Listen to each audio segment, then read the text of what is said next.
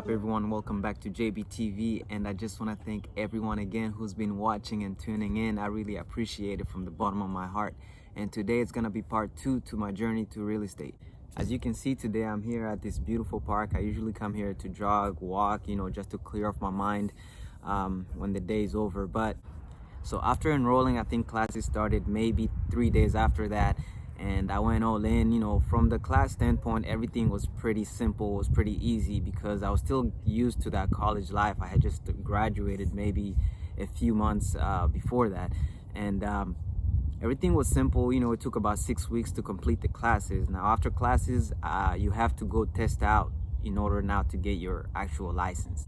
Honestly, everything is pretty easy in terms of taking the classes. The hardest part is the test.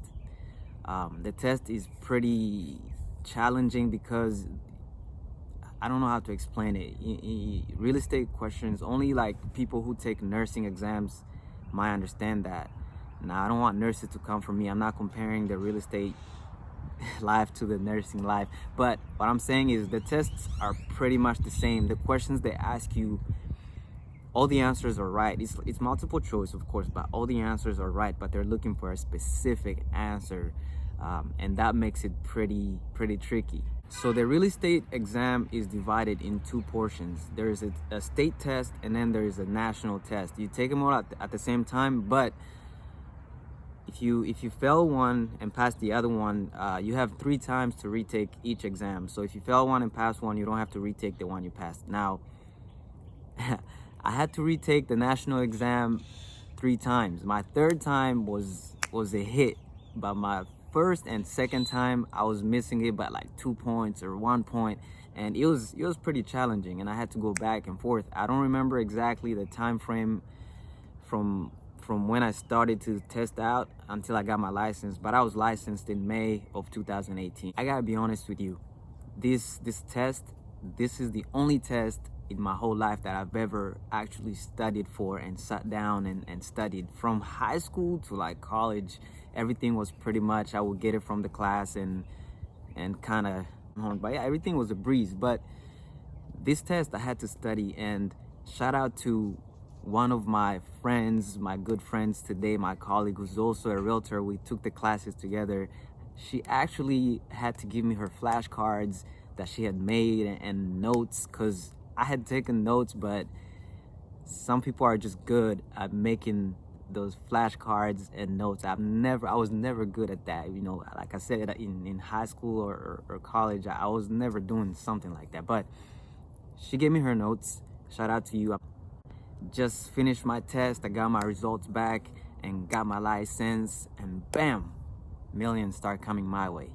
So after passing my exams, it took maybe a couple weeks for TREC, the Texas Real Estate Commission, to basically send my license to the broker I had already agreed with, because to practice as a realtor after you get your license has to be carried by a broker, basically who's gonna be liable for you. So after getting licensed, man, I was so excited, and I would not stop talking about it. I would tell my family, I'm about to start making all this money, I'm about to start just traveling, I'm about to start just playing like to the fullest and sell these houses and tell my teammates that I'm a realtor and they can buy houses from me.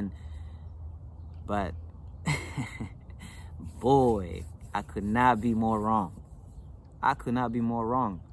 As a matter of fact, in the first year of being licensed, I did not sell not a single transaction.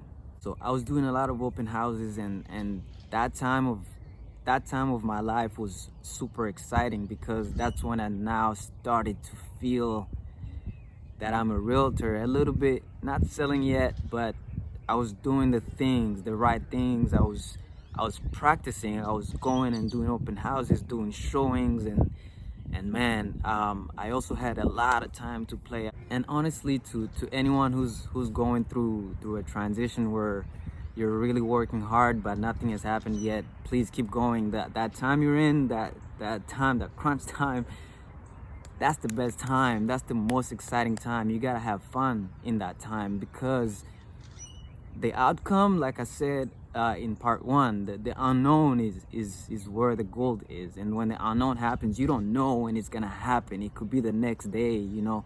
So you just gotta keep going during that time. And this time, it was probably the best time of my life.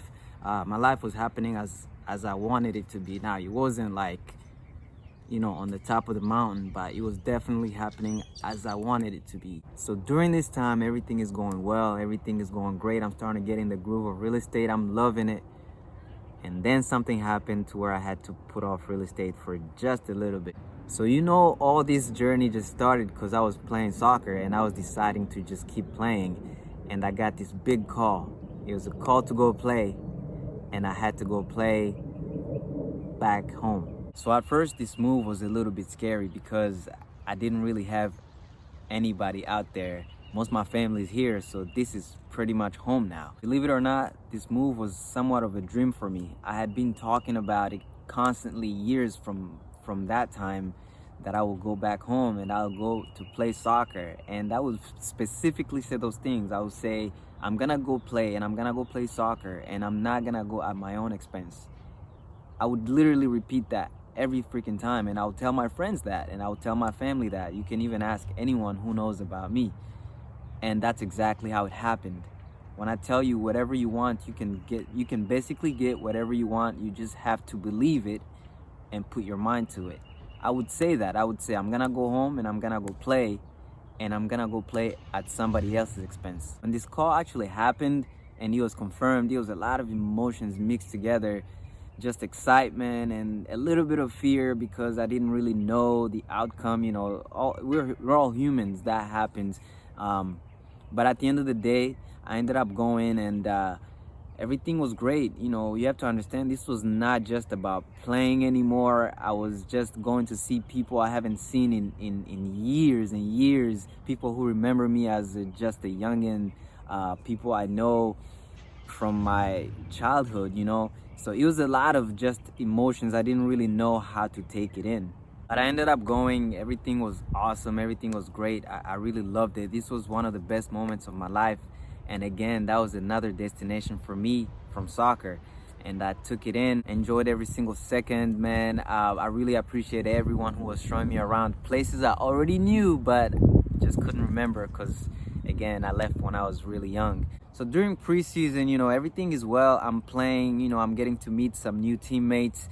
Everything is great. And just one night, it just didn't feel right, you know, to me at least. It didn't feel right staying and playing there. It was gonna take me a while to basically adjust and kind of start anew. And I had something else pulling me in another direction. I already had my license as a realtor, and I really enjoyed that as well. So playing over there just didn't feel right to me, and I had to come back.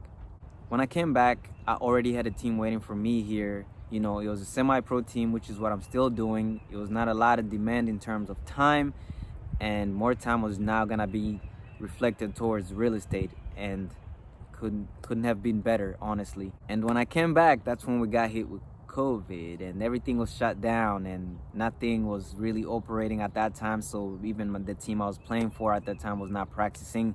I would still do a few workouts outside by myself, but at that time now I was doing a lot more real estate in terms of, you know, calling people and figuring out what's gonna be my next move into the real estate industry. And also during this time, I decided to leave the current broker I was with and went with a new broker. Yes, as a licensed realtor, you can choose to leave your current broker and go with another one. This is nothing new. But I had been doing a lot of homework on which broker was doing what, and just to see who really matched with what I wanted to do. And that's when I found LRG, the Levi Rogers Real Estate Group, which I am currently. And as soon as I joined, man, everything just took a whole nother direction. My business went like 10x. You don't know where the things you're doing are gonna take you. It's really about that. You're supposed to just do. And to anyone out there, really, I just want to say, if you are working hard to trying to reach some goals, to trying to do something you really love, keep going. Really keep going. It doesn't matter what you're expecting is not happening. Just do it with no expectations. Just do it to do it. Do it for the love. Listen to your gut feeling. Your gut feeling will never be wrong. You have the power in you to do and create whatever you want in your reality. and that's really what it is about. Thank you guys again so much. I hope you enjoyed this video. Again, if it helps you, really, if it creates that fire in you, you know, that's my whole thing about making these. I'm making them for you. I'm also making them for me, just to see my journey, and you guys to share with me, to grow with me. And I hope to see you back again. And thank you so much to all my 18 subscribers right now. Shout out to you, and I will see you guys on the next one.